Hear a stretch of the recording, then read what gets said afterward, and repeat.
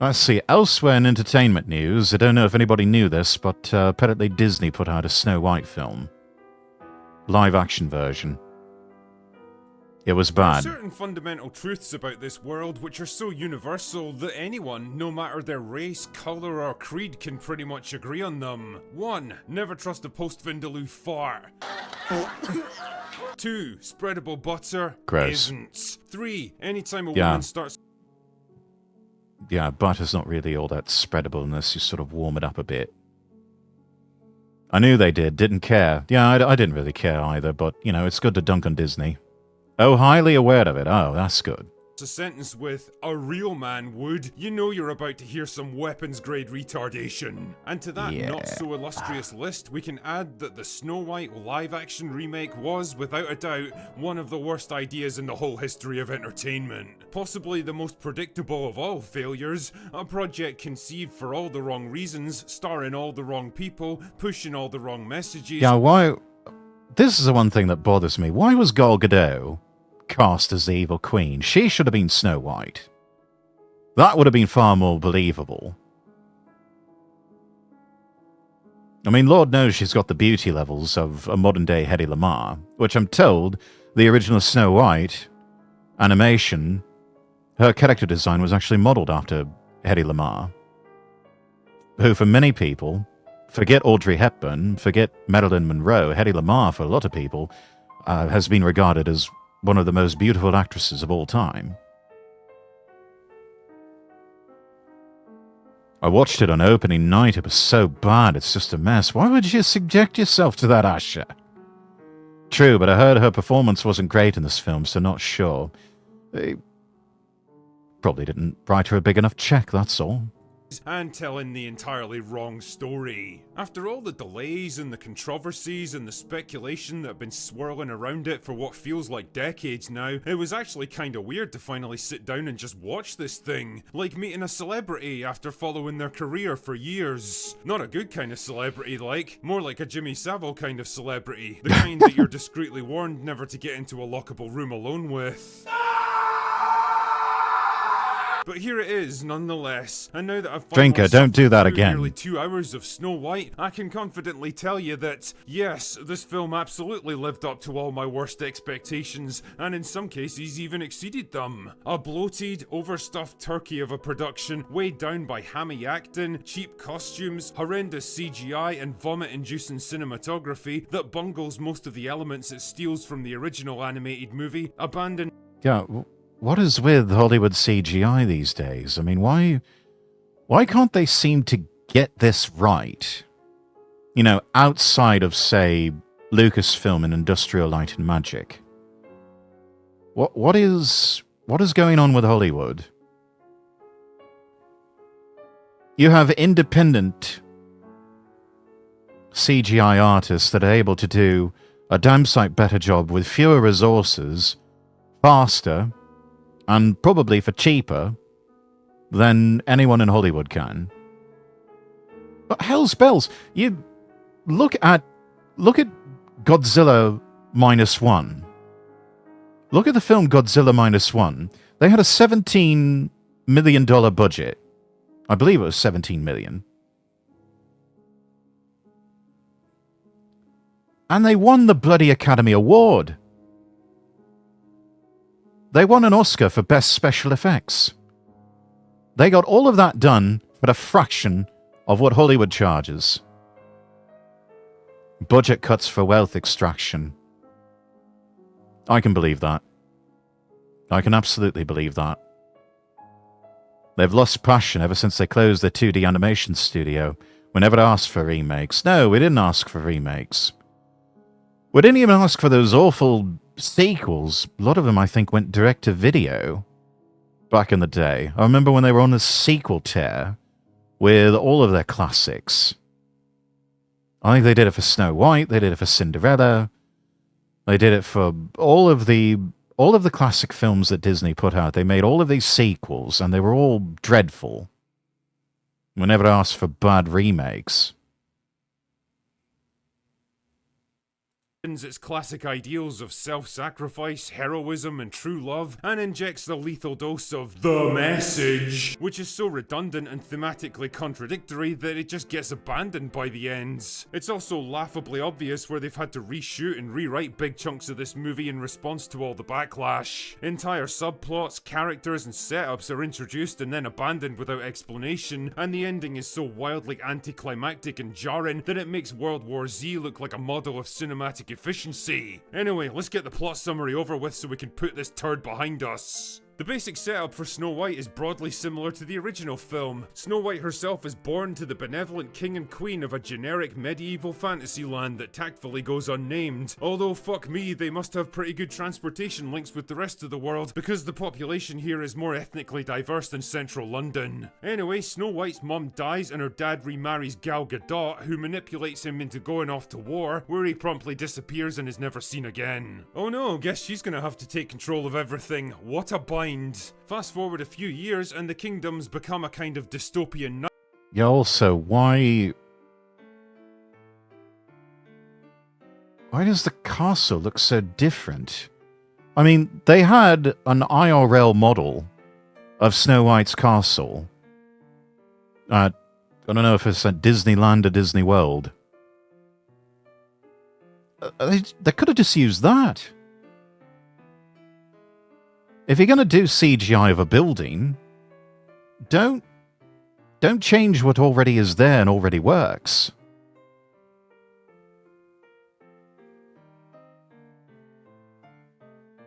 Walt himself also never believed in sequels, I think. He's rolling around in his grave right now. Yeah.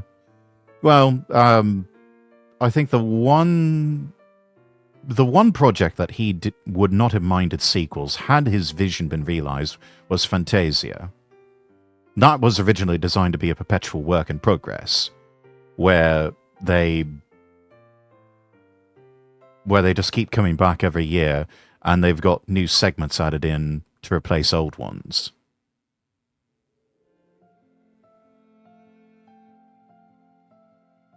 But that one was way too ahead of its time in terms of the technical limitations.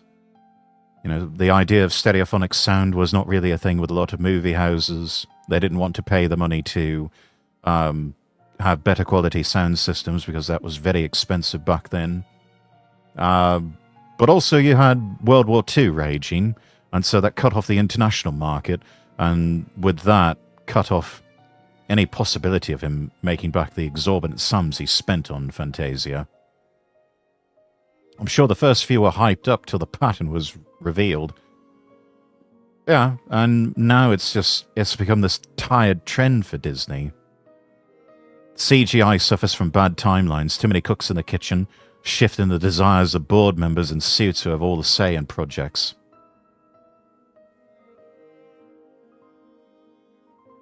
Yeah, the board members in suits, they just need to stay the fuck out of the studios. Stick to the corporate offices, lock them in there. Lieutenant Yamada, thank you for the lurkies. Remember the hydrate, I'm lurking on Mew too, woo. Alright, thank you for the stretches. And the hydrate, thank you.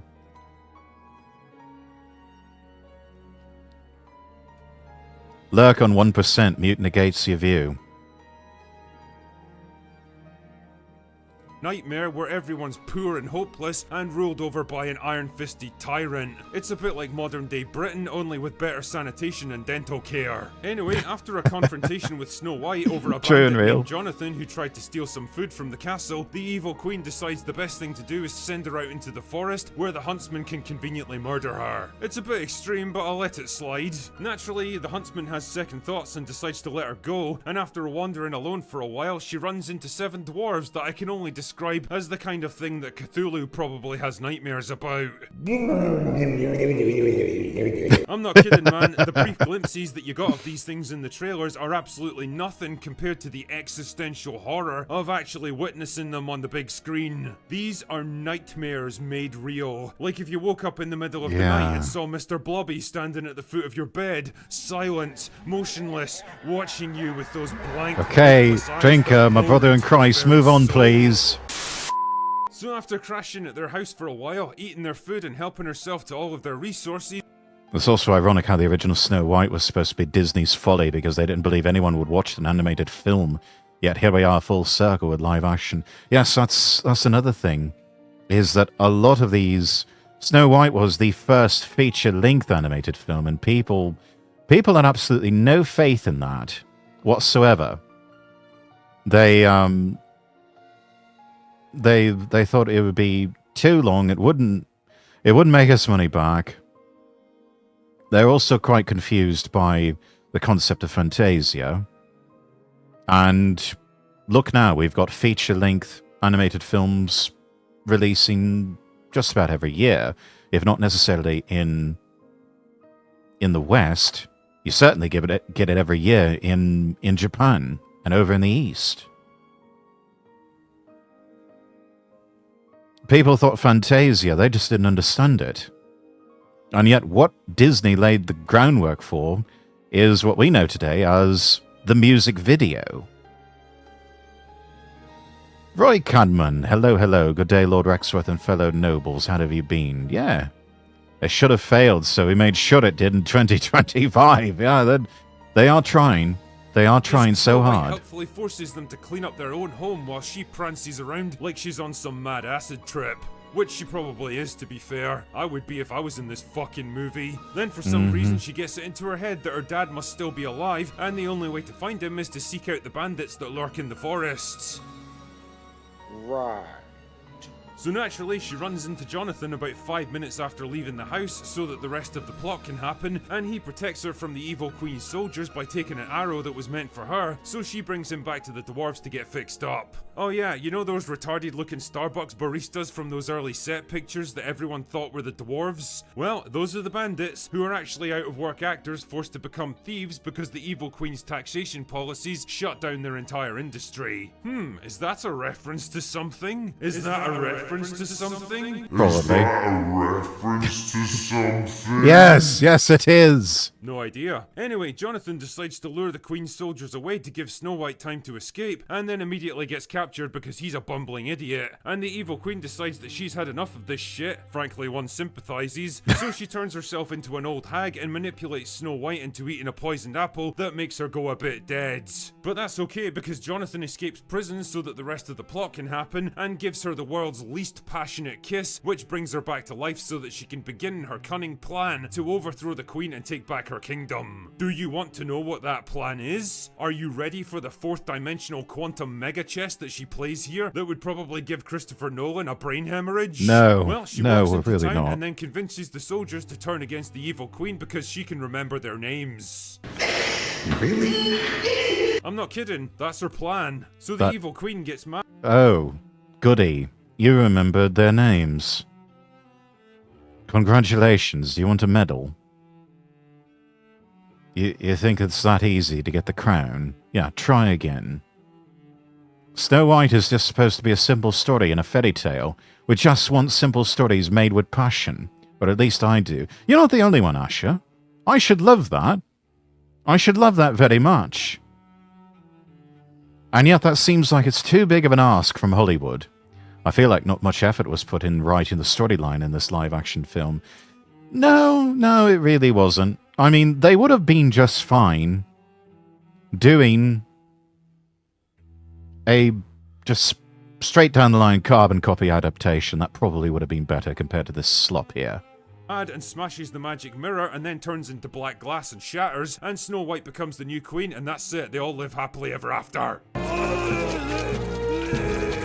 Now, there's a lot I want to say about this movie, but first, let us begin with the positives. And as hard as it might be to believe, most of them actually concern Rachel Zegler. No way! Now, don't get me wrong, she might be an obnoxious arsehole in the real world, but credit where credit's due here, she actually isn't terrible as Snow White. It's not true! No, that's impossible! It's impossible! No! I think too much effort was put into writing it, and they didn't want to cut anything because people would be angry. That's possible. I don't know. I'm not going to see the bloody thing. I don't care. I just want to dunk on Disney. And I at this point, I hope that they fail, and that all of their IP just goes into the public domain for real artists to do something with it. This is... I loathe Disney now with a fiery passion. Especially new Disney. The Disney of the modern era. It's like, frankly, all of this irresponsible behavior from them over the past 10, 20 years or so is just... I really hope that they fail, and I want all of their IP to go into the public domain, and that way we can just... That way we can no longer live in fear of copyright strikes and legal action from their army of darkness, aka their legal department. Man, I'm glad I skipped this movie. Yeah, so am I. This just looks like an absolute shit show of a film. If they want to put so many modern themes, just make a new Disney character to the lineup. Oh wait, the company isn't smart enough to do that. No, they're not. Anything that they've tried, it never sells. People are trying to update things that have no reason to be updated. This was a missed opportunity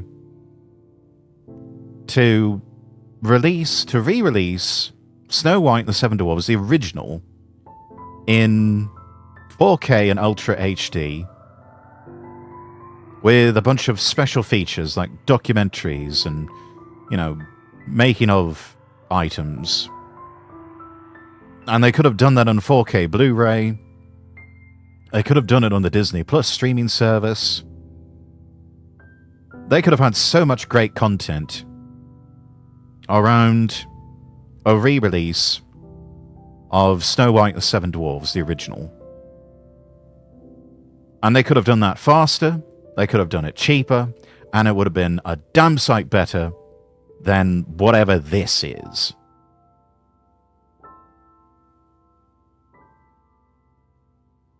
Megalyn, welcome in. Might be a case of she's so insufferable IRL that we're surprised how well she can hide it in the movies. They don't call her an actress without good reason, I guess. They're creatively bankrupt.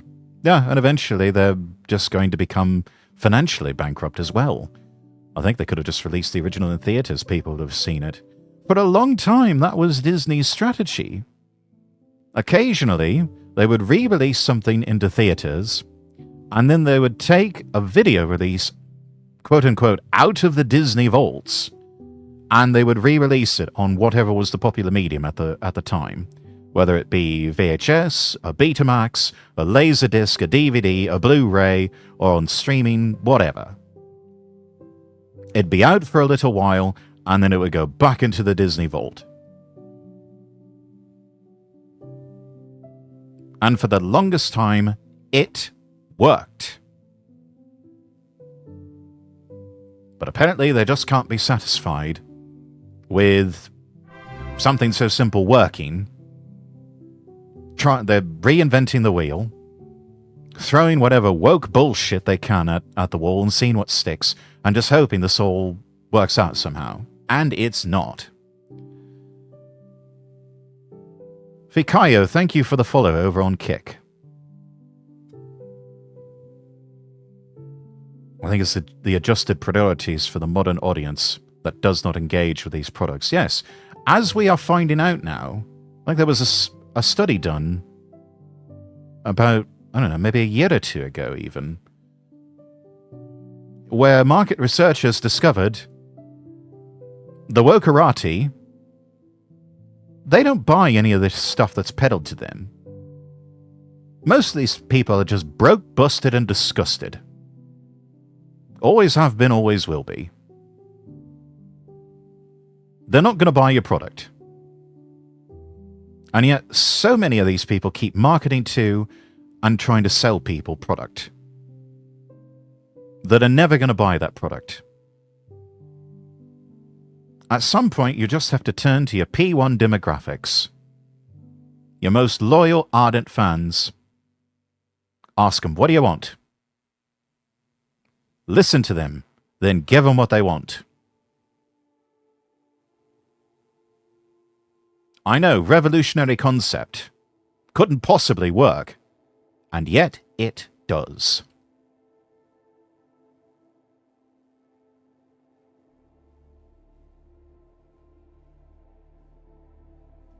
I like Disney because it was just fantasy and brought imagination to life. It doesn't do that anymore. That's why I've lost faith in them for years. Yeah, the magic is gone, and it has been gone for a long time. That's sort of what happens when you chase big line go up like that. Like, we just want something nice, yeah. We just want something nice.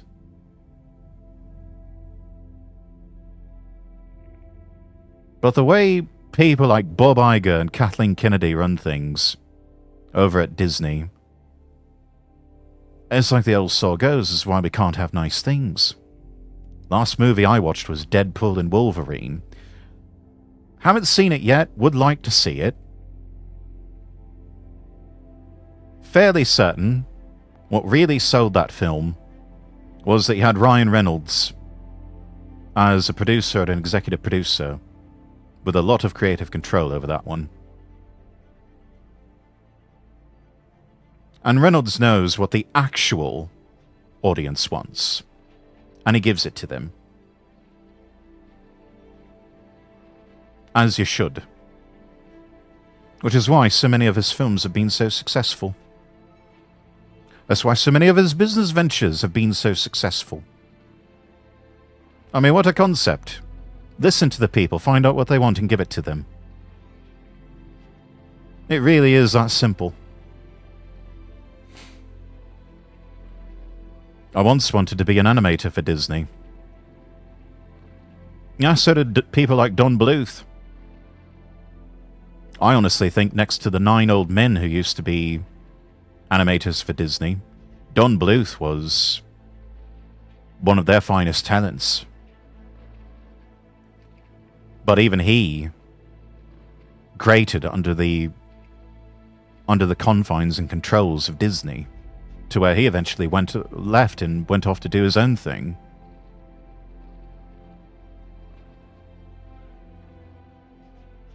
I think he's still teaching things like masterclasses. So if you want to learn how to do animation from anyone, learn how to do animation from someone like Don Bluth. He still teaches classes and stuff like that. I think he still follows me on Twitter too, which I consider that a huge honor, because I loved all the films that he was an animator on. And he really did stretch the medium and go places where even Disney feared to tread. And the only creative risks that we saw stretching the medium after that was seen in films released outside of America with Japanese animation studios.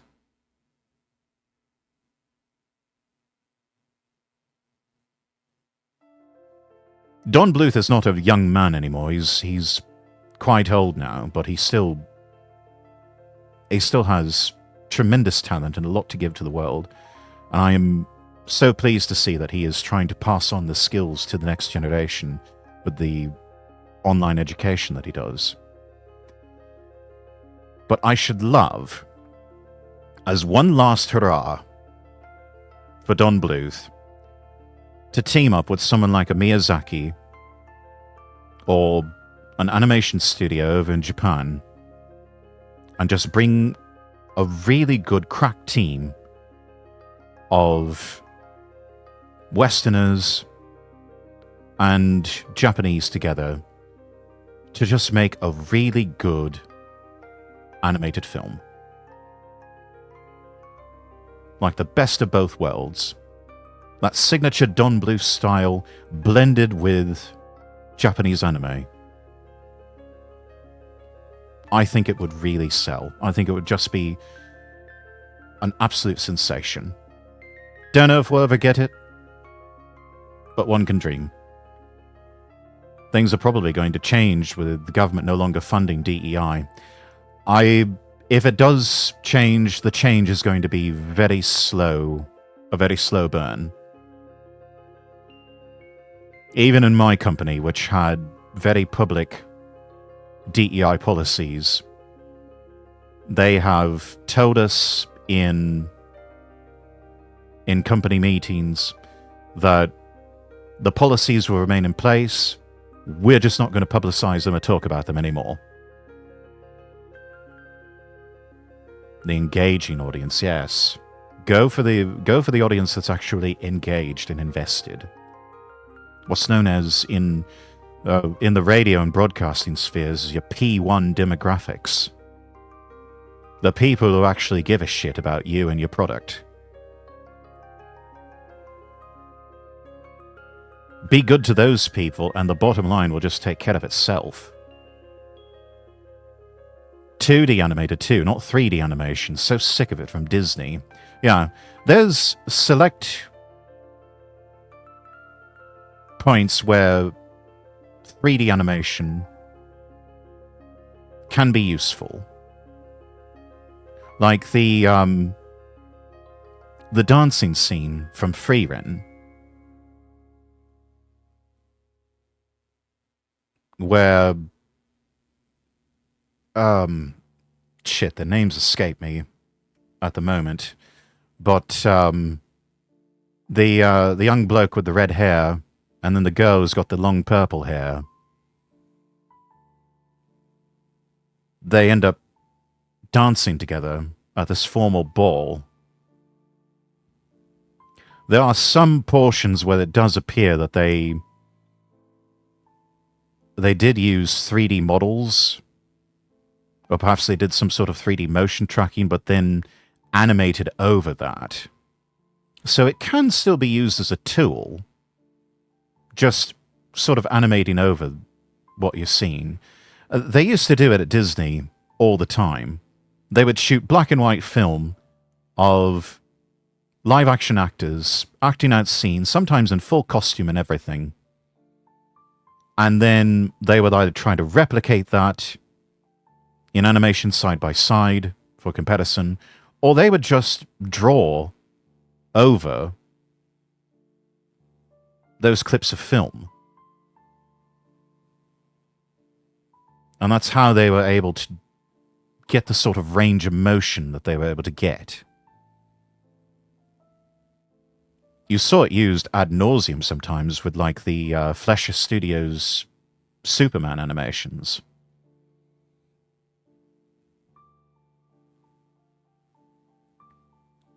Is that what they did? Oh yes. And it's been documented. Even in official documentaries that Disney put out for films like Snow White, for Alice in Wonderland. I think they did the same, or a bit of the same, for Robin Hood. Just, think of all of the just golden era films from Disney throughout the 30s, the 40s, 50s, 60s. And, yeah, that is what they did. Stark and Fern, thank you. Thank you, Anina May. Yes.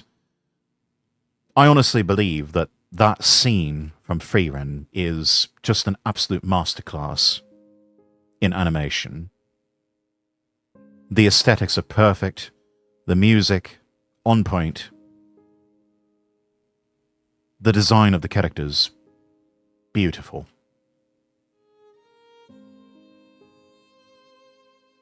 I mean, it's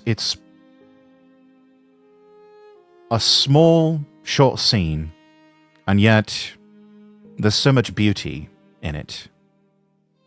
And there's so much elegance to it as well.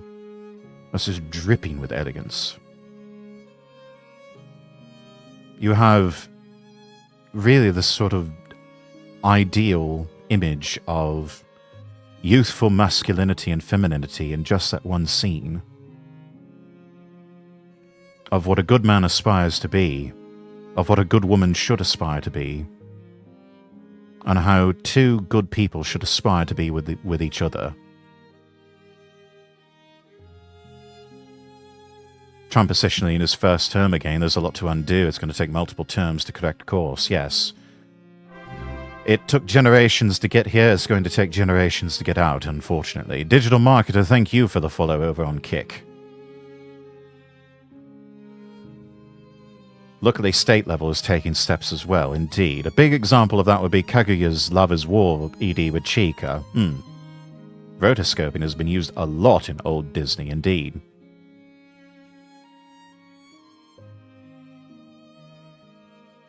Back, sir. Sister wanted me to make a side salad for dinner. Catch was the dishes were dirty, so in order to make the salad, had to do the dishes and sweep the floors twice. Sounds like a lot of work, Pyonli, but you got it done. Well done. Her outfit looks like it cost like $100 off Amazon. Her haircut makes Anton Chigurh like a cutting-edge trailblazer. Her performance is a bit over the top and theatre kid at times, and her American accent comes and goes depending on whether or not she's in a reshoot, but I do get the impression she's at least trying to do her best with the material, and she can absolutely belt out the musical numbers, which is pretty much what you'd expect from a trained vocalist. The same cannot be said for Gal Gadot, however. It genuinely pains me to say this, but I think we all need to come to the acceptance that that girl cannot fucking act. It takes a special kind of charisma, presence, and dramatic range to play a good Disney villain, and well, Gal Gadot doesn't have it. Her delivery somehow manages to be wooden and scenery chewing at the same time, and when she has to deliver a big musical number, you can pinpoint the exact moment where they swap out her voice with someone who can actually sing. Imagine there's no heaven. Jonathan is yet another Yeah, this is... That's not too uncommon, though. Especially for a lot of live-action Disney films, they would sometimes have professional voice actors come in that knew how to sing and dub over other people's singing. Also happened with Audrey Hepburn. The only time the world ever really got a chance to hear her actual singing voice was when she sang Blue River in Breakfast at Tiffany's. My Fair Lady, that was another voice actress singing her vocals.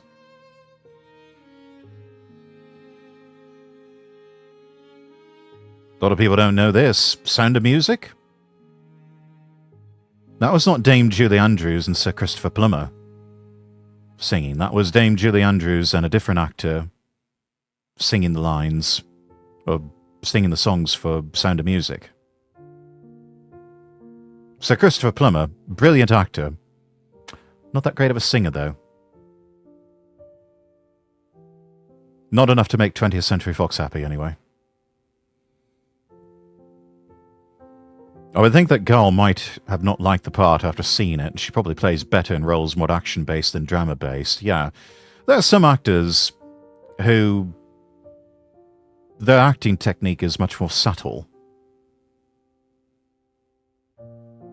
And they have a hard time being, very animated and bombastic, like what you would expect in a Disney film. It might not be that she's a bad actress. I don't believe that she's a bad actress. I think she's fairly good. I just think that perhaps she is not suited to this role. This was a mistake on the part of casting. Is that my Queen Gal Gadot? It is, playing the evil queen, when perhaps she should have played Snow White, or perhaps not even been cast in this movie altogether. It's also the same costume designer that made the live-action Cinderella costumes. She's either lost touch or Disney restricted her ideas. There's a clip about Sandy Powell talking about her process. It's disappointing.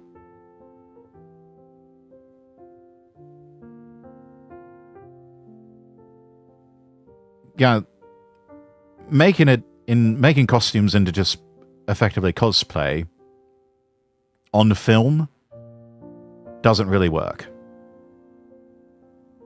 You really have to step up your game. And I don't think that they were really allowed to do that. She slayed as Wonder Woman. Yeah, I thought she was pretty good too. I haven't seen the complete Zack Snyder cut of Justice League, but I know she was... the scenes I have seen of her in Justice League, she was good.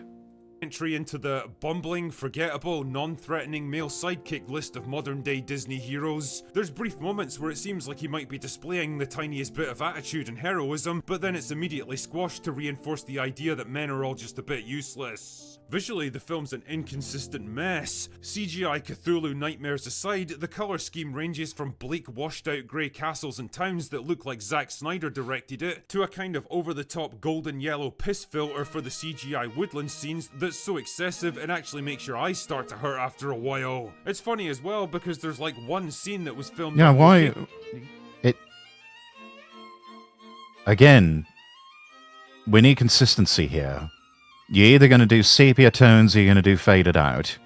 Neither of which really work for this sort of film. The original Snow White was supposed to be a technical triumph for the three-tone Technicolor film process.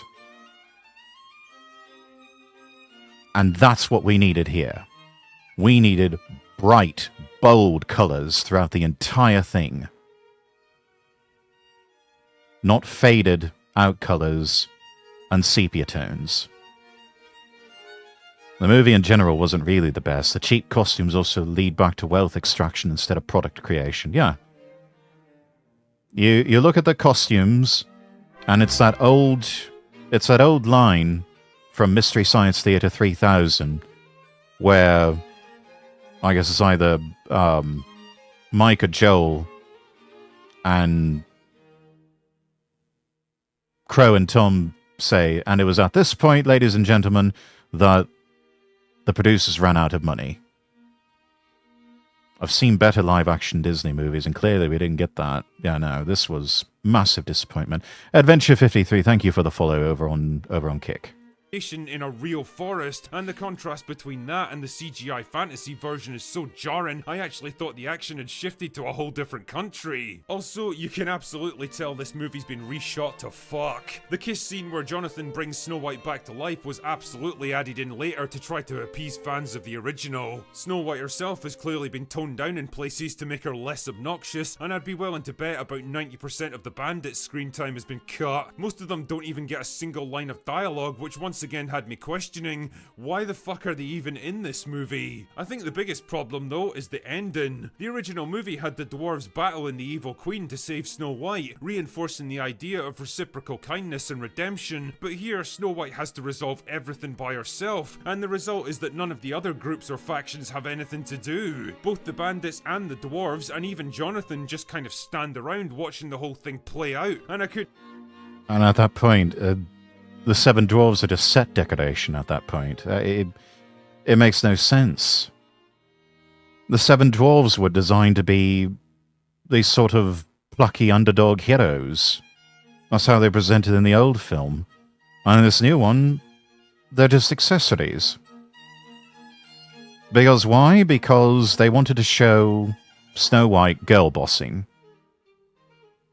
And the tides of culture have shifted against that sort of thing. The public is tired of girl bossing. All of Hollywood and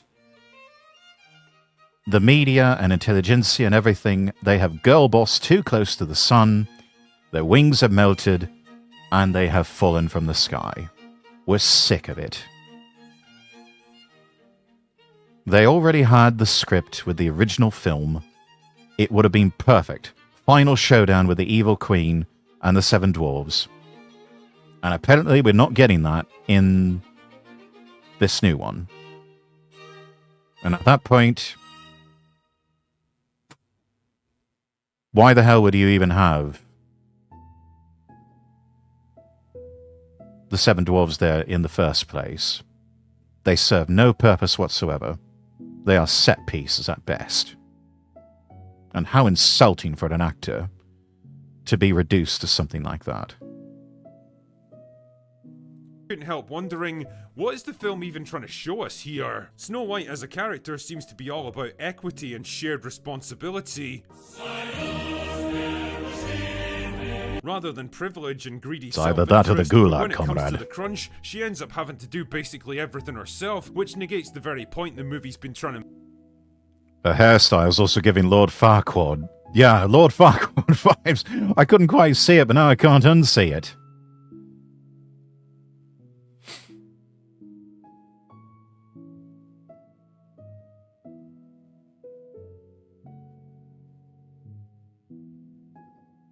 And speaking of, thank you to those of you who actually went to see this film to confirm that our biases were completely and totally correct about it. In the words of Lord Farquaad, some of you may die, but it is a sacrifice I am willing to make. Make for the past 2 hours. It's this fundamental inability to understand what it's even trying to say, beyond the crushingly tired princess who saves herself trope that's now become the very cliche it worked so hard to overturn that proves to be the film's real undoing. In short, Snow White is a modern day mess, a film that's basically been a disaster from start to finish, and now that it's finally out there and I've reviewed it, it's something I'm very much looking forward to tossing on the ash heap of history. Do yourself a big old favour, save yourself some time and money, and go watch the original instead. Weird. Weird. Anyway, that's all I've got for today. Go away now. Go away now. Yeah. That looks interesting there. It was so hard not to walk out of the theatre. I mean, I can understand that. It is ungodly levels of expensive to go to the cinema today to watch a film. Much cheaper to just wait for it to come out on streaming or to buy the Blu-ray.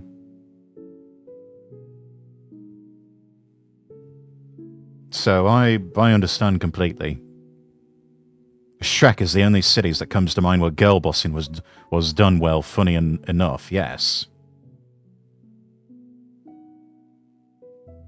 That one, it's actually amusing and contributes to the storyline and is not done at the expense of the lads.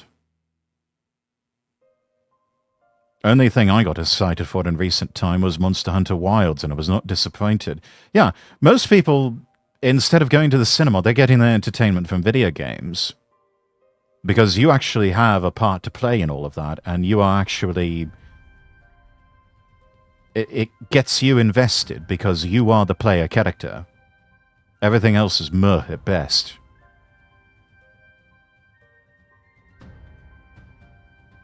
I think...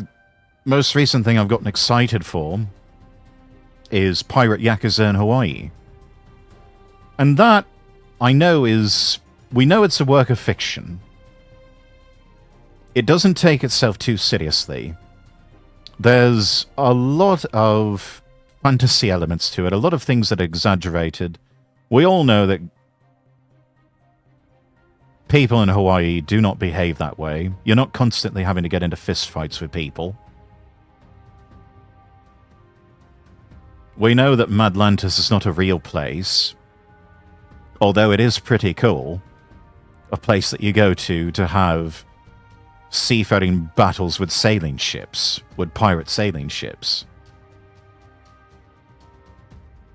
We all know it's exaggerated fantasy in the present day, and yet it works so well. We all know that it doesn't take itself too seriously, and it's just ever so fun. Which is why I enjoy it immensely. It's a spirit that has kept up through now... what is it? We're at about 10 games now in the Yakuza franchise. Or maybe 11. And every single one of them has had that vibe. For the most part, anyway. We also get our entertainment from streamers. Well, thank you for that, Asha. I'm glad that I can entertain all of you. Manga and manhwa has been my main source of entertainment for the past 2 months. Burnt out of anime and games. That's understandable. There's so much anime these days that's on offer from streaming services and from certain extra-legal avenues that we won't really get into here for legal reasons and other obvious reasons. Well, yeah, so much that sometimes it just gets a bit overwhelming. That, yeah, I can understand. Helps to hopes to just retreat to something a bit simpler of the hand-drawn image and the written word.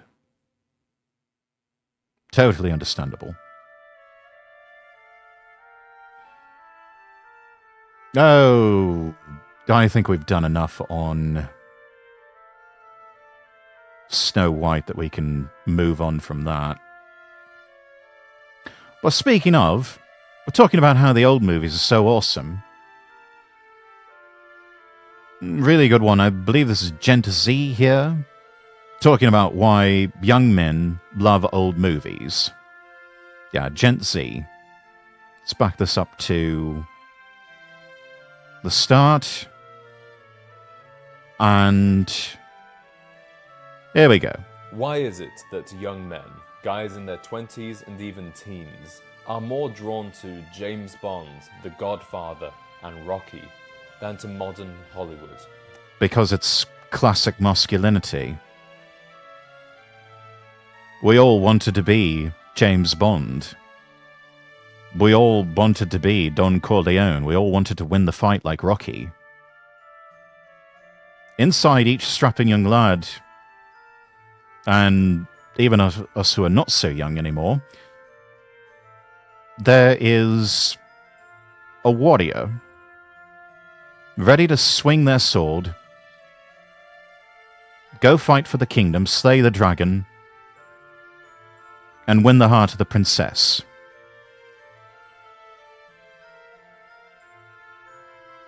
And old movies honored that and celebrated that in their own way. Get my daily girl boss done somewhat right from the villainous genre. Yeah. Honestly, girl bosses they really are villainesses that are trying to gaslight you into thinking that they are the heroine. And they're not. Modern Hollywood shits on men because modern audience, indeed. They hate, the modern audience in modern Hollywood hates everything that is good and true.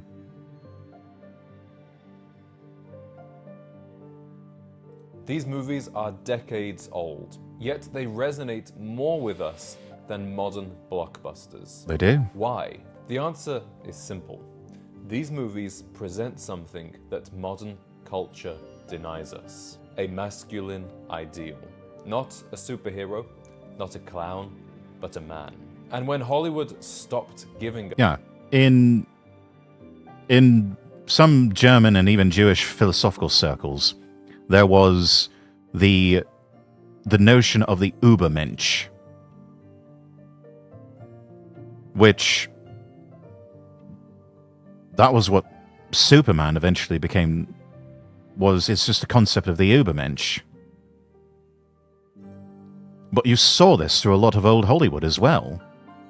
The leading men, all of them, Übermensches. And I'm not pointing that out as a criticism or anything, that's actually a praise. I think that's a good thing. A lot of this needs to present the ideal. Because we need artistry like that as a point of inspiration. The people need the inspiration, and they need something to aspire to. And we've gotten away from that, and we've all suffered as a result. The bar for a modern blockbuster is a low bar right now. Indeed it is. And it just goes to show you that you can create a sensation at the box office without spending a fortune. Old movies excel at portraying a struggle in a real sense. The struggles in new movies are contrived and the characters aren't likable. I agree. But I also think to a certain extent, a lot of struggles of old no longer exist. And we haven't yet figured out how to sell modern struggles as legitimate struggles that need to be recognized as such. Now, there's nothing wrong with classic tales of having the princess get saved by the prince. It gives people something to escape from reality. That's also true. We not only need something that's aspirational and inspirational, we need an escape. Everyone wanting to push the message in entertainment. We get enough of that in our daily lives. We get enough of that. We don't need that. We don't need any of it when we go to the cinema. And we especially don't need it when we're trying to sit down and play video games after a long day at work. Also, strong female leads can have good romance too, just write it correctly. And for a long time they did.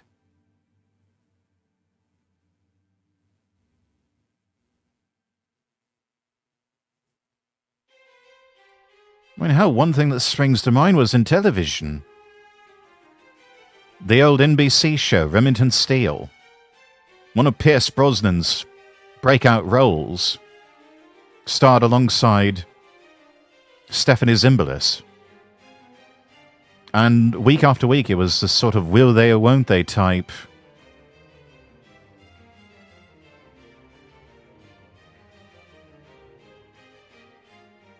Tap dance they do with each other. Because there was very obvious chemistry.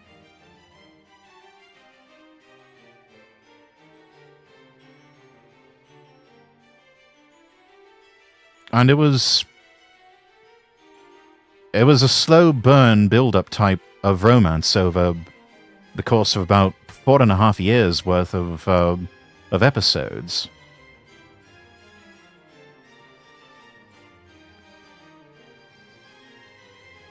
But Zimbalist's character was an example of a strong female lead, not insufferable in any way, portrayed by a very young, beautiful woman.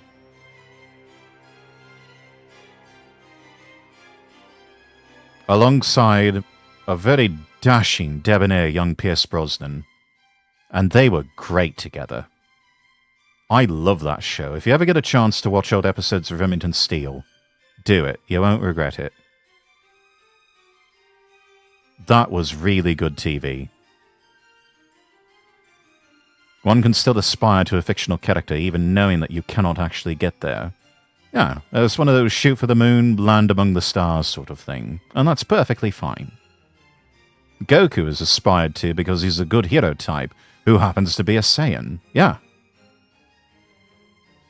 I mean, we all know we're not going to be Goku IRL. But he still has qualities that are worth emulating.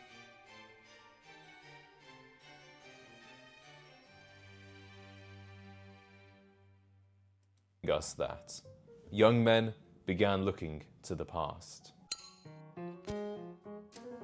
Hello, my name is James, and I am on a mission to create a generation of gentlemen. First, let's take a look at the state of masculinity in modern Hollywood. The problem with most modern male characters is that they don't present a healthy, strong idea of masculinity. They're either a joke, a coward, or so broken and defeated that they are useless. Take a look at Ryan Gosling's portrayal of Ken in the recent Barbie movie. This character is a buffoon, and his masculinity is treated as a punchline. Thor in Love and Thunder. He was once a mighty warrior, but now he is a clown who bumbles his way through defeated battles. Then we have defeated men, like Indiana Jones in The Dial of Destiny. Indiana Jones was once a fearless adventurer, but now he's been reduced to a washed-up, old relic. And even Luke Skywalker in The Last Jedi. They took him from a hero to a bitter, broken man hiding on an island. And the other damaging archetype we see in modern Hollywood is the passive man.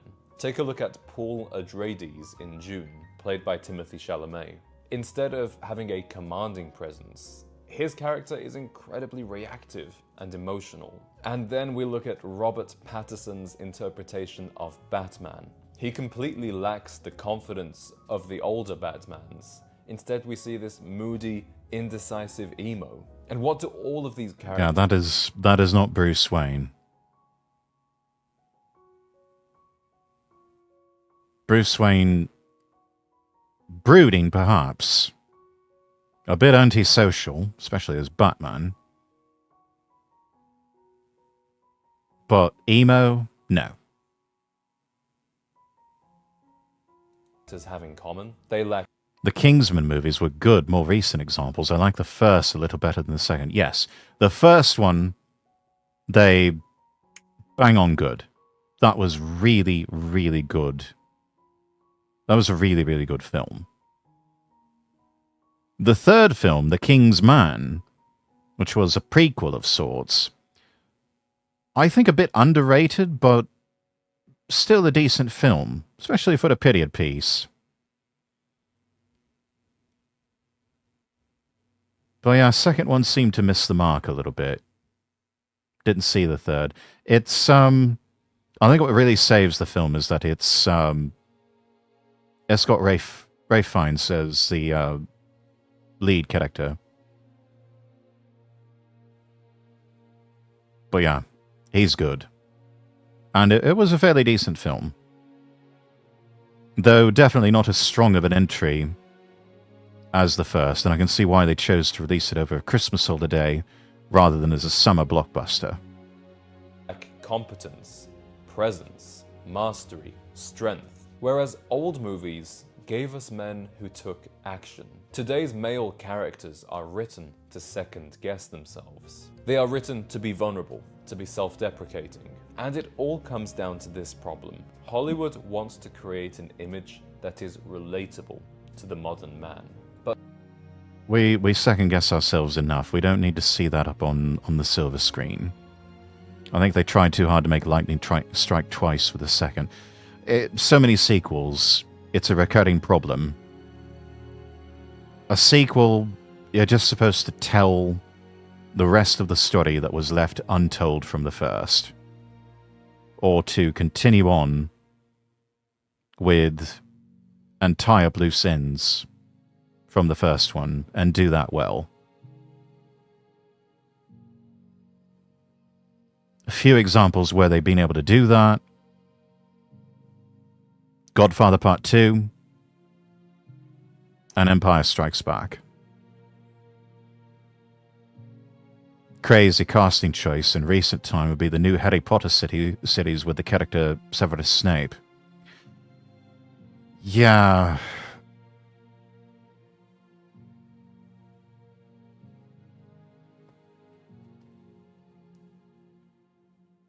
Yeah, that was a questionable choice.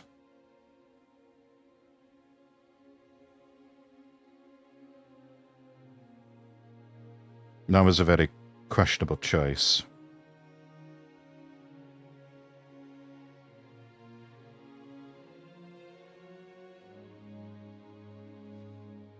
I'm sorry, but the late Alan Rickman, may he rest in peace, is always going to be Snape.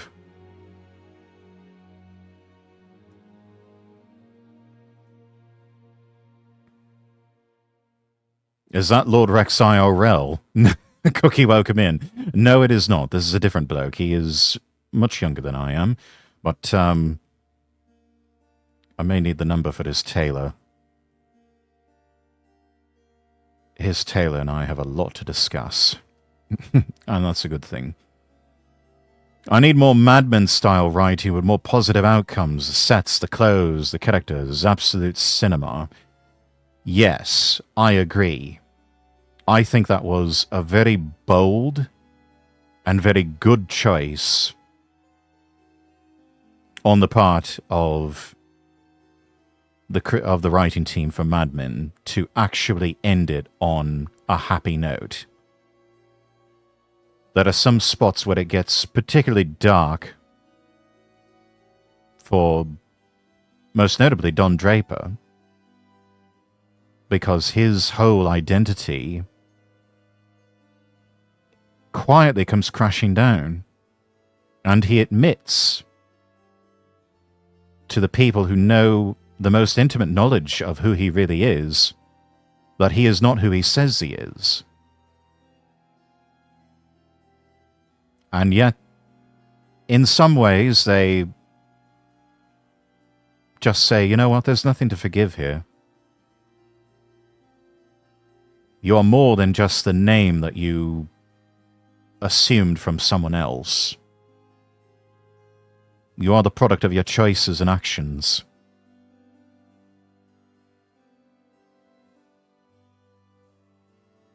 And the perception stemming from that.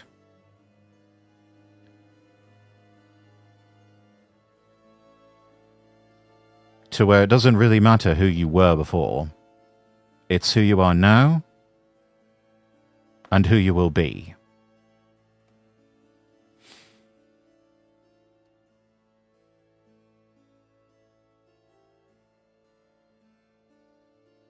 It could have gone even darker. It could have ended with the death of Don Draper. Possibly in some drunken or drug-induced mania, game overing himself. The only one that really met with a tragic ending was his ex-wife. And that one was still quiet and dignified. It was still a quiet, dignified ending for her. But so fitting that we come full circle, and it's implied that Don gets closure, then goes back to McCann Erickson and creates the 1971 Coca-Cola ad of, I'd like to buy the world a Coke.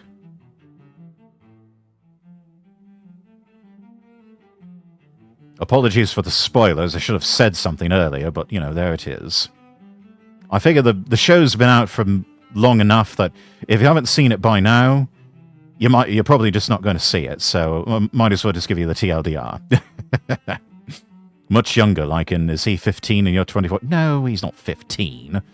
There's a grown-ass man on the screen here, and so am I. But he's probably in his 20s at best, and I am an older gentleman in my 30s. As I've said before, Matada Khan stroke Nina Kosaka and I are roughly of the same generation. And roughly the same age. Actually, I think I might be a few years older than her. Men smoking indoors and discussing how to make money. I could watch for hours. Oh.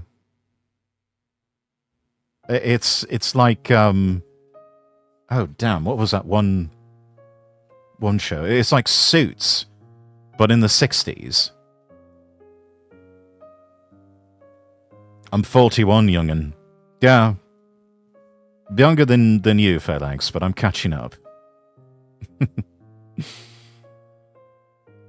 I want the classic gentleman from back then, lol. I would love to see more of that as well in popular media. And I think we're worse off for not seeing it. Because that's what I aspire to be. And I think in many ways I have succeeded. Nope, 60 with military service.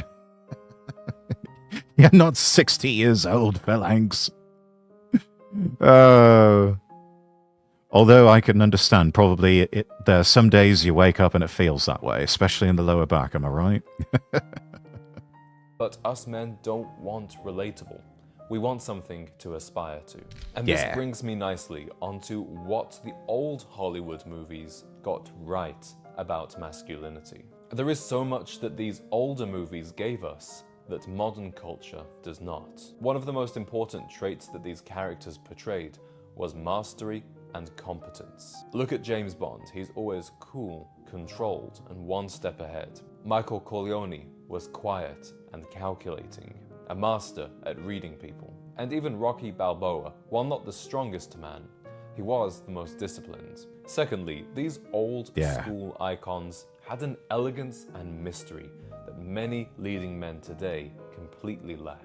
You see, old school masculinity wasn't just about toughness, it was about grace, charm, and strategy. So many there was such a mistake about all of these characters. So much that they weren't saying, so much that they weren't showing on screen, and leaving it up to the imagination of the audience. And when you do that, you've got yourself a winner. Had a withdrawal headache all day yesterday, no idea from what. Caffeine? Maybe didn't have your coffee yesterday? Who knows? Many characters in modern movies today are this awkward, bumbling, nice guy trope. But what men really want to see is somebody like Cary Grant. Yes! Oh my god, Cary Grant. What a legend. Really good miniseries about him called Archie. It's available on BritBox. It's a miniseries that is essentially a biopic of him, showing his origins and him at his best and also at his worst. A really human side of Cary Grant.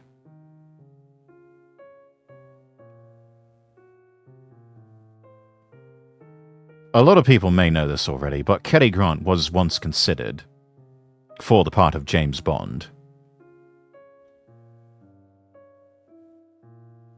Cubby Broccoli and Harry Saltzman, they pushed for him hard. But he turned them down because at the time he didn't think that this character of James Bond was going to go anywhere. And not only that, Broccoli and Saltzman were wanting Grant for multiple films, and Cary did not want to be tied down with multiple films. He wanted to be free to do other works. And this was at a time when production time was much different, where you were sort of locked in one project at a time, not really able to do multiple projects.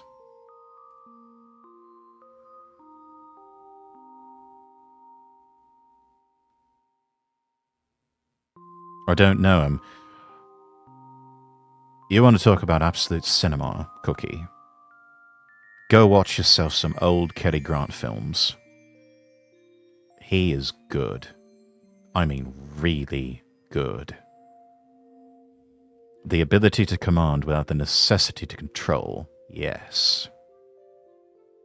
By Northwest. He's confident, he's clever. Yes, there's a good one. North by Northwest. Go see if you can find that on like Amazon Prime streaming or Netflix or something like that. North by Northwest. Brilliant film. Absolute classic. And even when he finds himself caught in a serious jam, he maintains his composure. The third thing I love about the old school Hollywood characters is that these men took action. In The Godfather, we don't see Vito Corleone whining and crying about his trauma. He just takes action and makes things happen. In Dr. No, Sean Connery didn't go around asking for permission. He took control of the situation.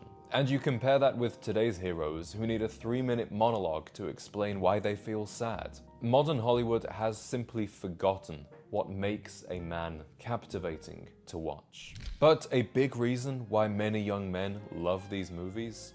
Many men of my generation grew up without fathers, or without a strong male role model. And when a young man sees James Bond, Clint Eastwood, or Steve McQueen, he sees a man that can become his mentor. We have a whole generation of men who weren't able to learn about masculinity from people in their immediate environment. So they have no choice. Yeah, I'm sorry, you're not going to learn about true masculinity from a single mum.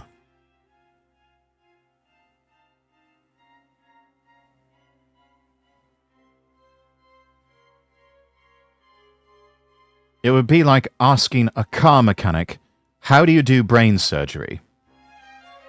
They're not going to know. Because that's not the knowledge set. It's also like asking a bird, how do you crawl like an insect? They don't know how... A bird does not know how to do that. It only knows how to fly. It's not in their nature to crawl around on the ground like an insect. They fly in the air.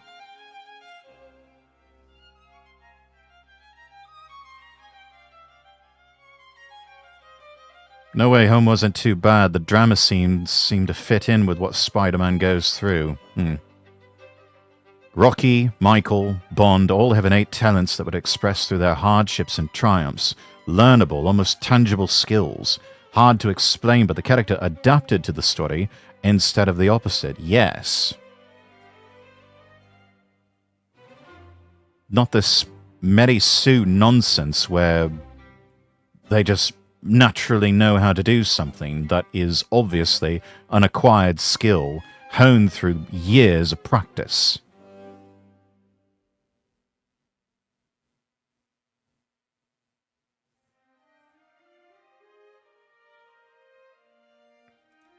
But to learn it from movies. And honestly, you can learn more from one Rocky training montage than you can from an entire season of a modern TV show.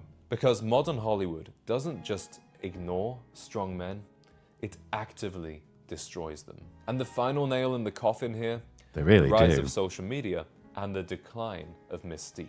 When you look at icons like Cary Grant, Sean Connery, Steve McQueen, they built personas. They were enigmatic, larger than life. But today's celebrities are so focused on being relevant, they overshare, they beg for attention on social media. Men used to admire actors because they seemed like something they could aspire to. They had an aura about them. They seemed slightly not of this world. But as soon as you begin to know too much about somebody, it kills that aura and that presence. And I'm not saying there aren't some big advantages to social media, even some big advantages to breaking that barrier between icon and fan, but in terms of setting an example of strong masculinity, this was much easier to do in the 60s and 70s with traditional media than it is today on social media. So, as men, what can we do about this? What can we do when modern Hollywood is only showing us weak interpretations of masculinity and all the best interpretations of masculinity? Well, I mean, but the only choice you have these days is either make your own films to buck the trends, or to just keep watching the classics. Give me my mysterious masculine gentleman, Hollywood, please. We've been begging for years. Go back to the old ways. I don't think Hollywood's interested in giving us what we want. So somehow, someway, we're going to have to provide it to ourselves.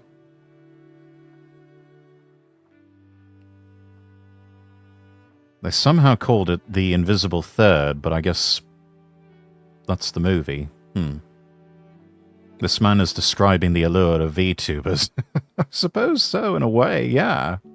Are from the past. Well, it all comes down to us and how we live our lives. The most important thing is you learn to become competent. Pick a skill, any skill, and master it. Whether that's fitness, fighting, style, or business. You really can choose your own domain here, but having competence in a skill is the foundation of confidence. Second, cultivate your presence. For the majority of people, there is no benefit to oversharing online. It's much better and much more powerful to let people wonder about you. Give Say space less. for that mystery to develop. And always dress with intention. The way you look and your presence as a result will command respect. And third, take action. Stop waiting for permission to do great things and to be great. And never apologize for being masculine. The reason young men love old movies... Yeah. Hollywood and modern media, they want you to be ashamed to be a man. You know, this whole obsession with toxic masculinity, that's not really a thing. Just full stop, that is not really a thing.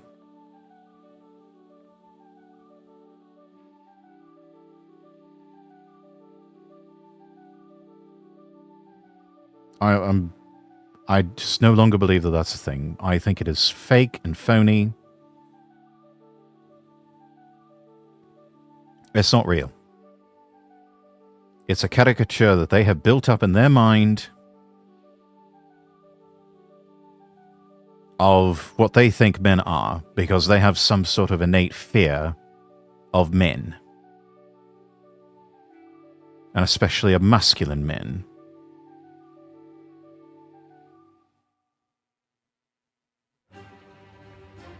Some sort of... I don't even know if it's necessarily trauma. It's probably just envy and jealousy. Because it's something that they can't figure out how to be. Yeah, toxic masculinity is a cop-out rebuttal when losing an argument. It's the old resort to ad hominem and name-calling when you have nothing else.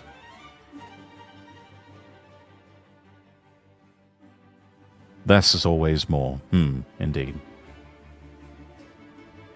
I had a rant about vulnerable men on one of my streams. It basically boiled down to, if you're devastated, be devastated, but grow stronger and handle it better next time. Yeah. That is only so long that you can dine on ashes. Even God said to the Israelites, "You have dwelt on your mountain long enough. Go down into the valley and take the promised land."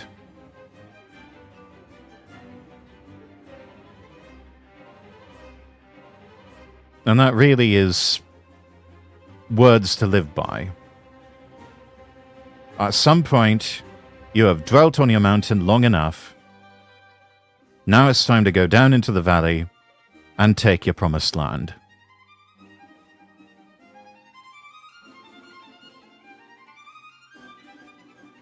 Or as God said to their ancestor Abraham, "Get thee out of thy country,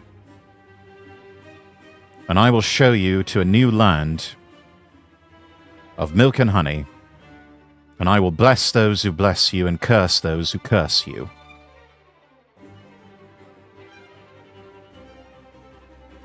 At some point you have to stop dwelling on your mountain, stop dining on ashes, and get thee out of thy country.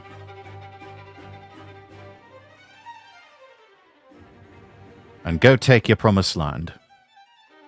Strength is built, not given. If you want to do better, you have to do and get better. Indeed. Muscles have to be exercised, they will atrophy. That applies to the physical body, it applies to the mind, it applies to the spirit. The desire to improve has to be present, and there are some people lacking that in this day and age. They see more value, at least in the short term, of sitting around and complaining about things.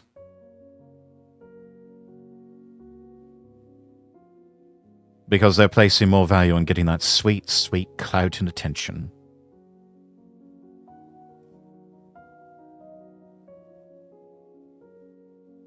But that sort of thing is fleeting. Better to deny yourself things to complain about. To take those away. Because if the law of attraction is anything to go by, if you keep complaining about something, you're just going to attract more of it into your life. And that's madness. Movies is because they show us the men we wish we could be. But if modern culture won't give us these role models, we have to create ourselves in the image of yesteryear. Gentlemen, I would love to know down in the comments, who is your masculine role model? Is it Bond? Is it Clint Eastwood? Is it Rocky? Or is it somebody else entirely? Yes, all of the above. In the comments. Thank you for watching, and I'll see you in the next one.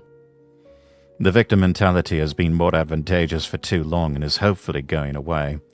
I certainly hope so. I know we've dealt with enough of that. Thank you so much for watching. If you enjoyed this video, don't forget to give it a thumbs up and share it with your friends. Subscribe to the channel and click the bell icon so you never miss an update. If you have any thoughts, questions, or ideas for future videos, drop them in the comments below. I'd love to hear from you. You can also follow me on Twitter at Lord Rexworth for more updates and behind-the-scenes content. And if you want to support the channel, check out my Coffee or Throne pages. Links are in the description. Finally, be sure to visit lordrexworth.com and follow me across all platforms. That's lordrexworth.com. Until next time, I wish you all the best, and God bless.